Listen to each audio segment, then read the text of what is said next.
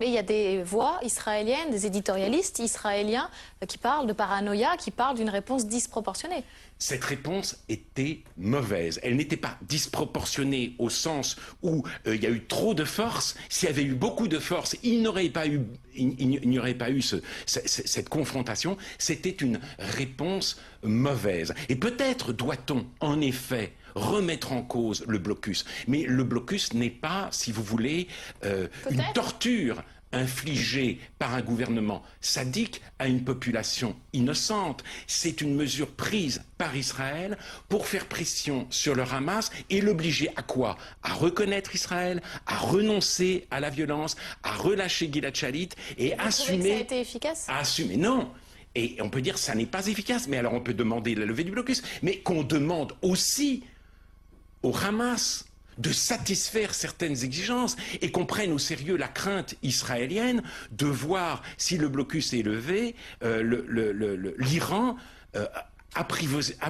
approvisionner le Hamas en armes massives et toujours plus sophistiquées. Cette crainte n'a rien de fou, n'a rien d'exorbitant. Or, on fait comme si tout cela n'existait pas. Et je trouve qu'il y a dans cette attitude un mélange de mauvaise foi et d'angélisme qui me fait très peur. Et pourquoi ne pas accepter une enquête internationale? C'est absurde. Une enquête internationale réclamée par le Conseil des droits de l'homme de l'ONU qui s'est discrédité à Durban II, qui ne voit aucune des discriminations et des horreurs qui sévissent dans le monde en faisant d'Israël un bouc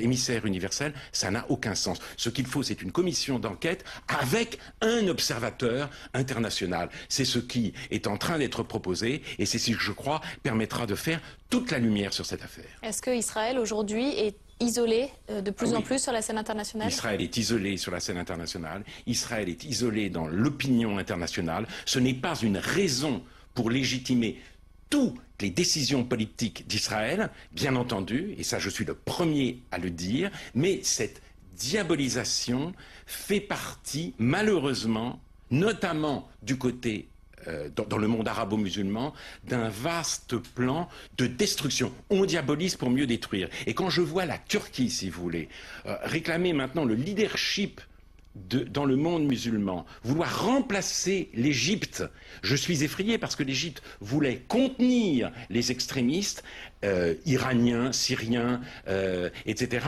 La Turquie, c'est tout le contraire. La Turquie les flatte et décide de les rejoindre. Cette alliance devrait beaucoup inquiéter les Européens aujourd'hui. Turquie qui était l'allié d'Israël et qui aujourd'hui est brouillée avec Israël.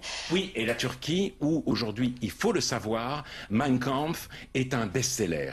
Et où on programmait il y a quelques années un film, La Vallée des Loups, qui a eu un succès dément et dans lequel il était montré que les Israéliens se livraient à du trafic d'organes. Ce qui a été dit et redit sur Internet, lorsqu'on a vu les Israéliens construire un hôpital de campagne à Haïti. Voilà dans quel climat on se meut aujourd'hui dans le monde. Internet, on va en reparler un peu plus tard. Alain Finkielkraut, est-ce qu'Internet, pour vous, c'est toujours une inquiétante extase? C'est un grand défouloir, en tout cas.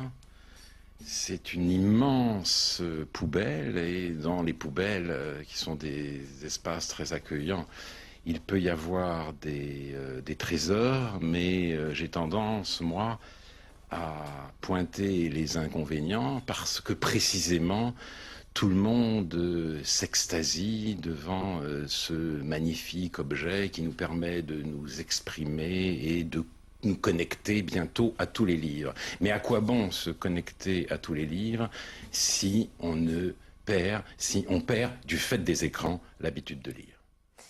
Ça n'a jamais été mon problème. Ça n'a jamais été mon problème. J'ai été piégé dans le cadre de cet entretien et j'ai subi moi-même un certain nombre de procès. J'ai vécu une campagne extrêmement pénible. Ce n'est pas mon problème. Donc l'origine des joueurs, c'est l'origine des joueurs. Il y a en effet une spécificité française. Ça ne se retrouve pas à la même échelle dans les autres pays européens. Disons, c'est comme ça.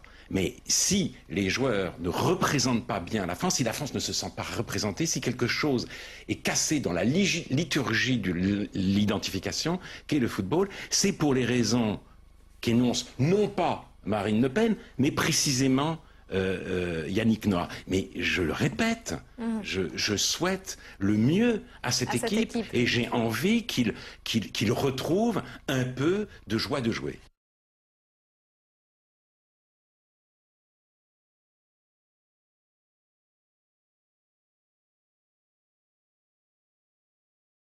J'ai apporté un petit carnet parce que je ne collectionne pas les objets et les bibelots.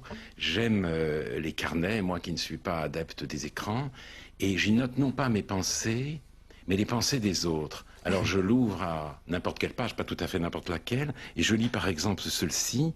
La civilisation existe précisément pour qu'il n'y ait pas de masse, mais des hommes assez conscients pour ne jamais constituer des masses, même s'ils sont entre eux rassemblés.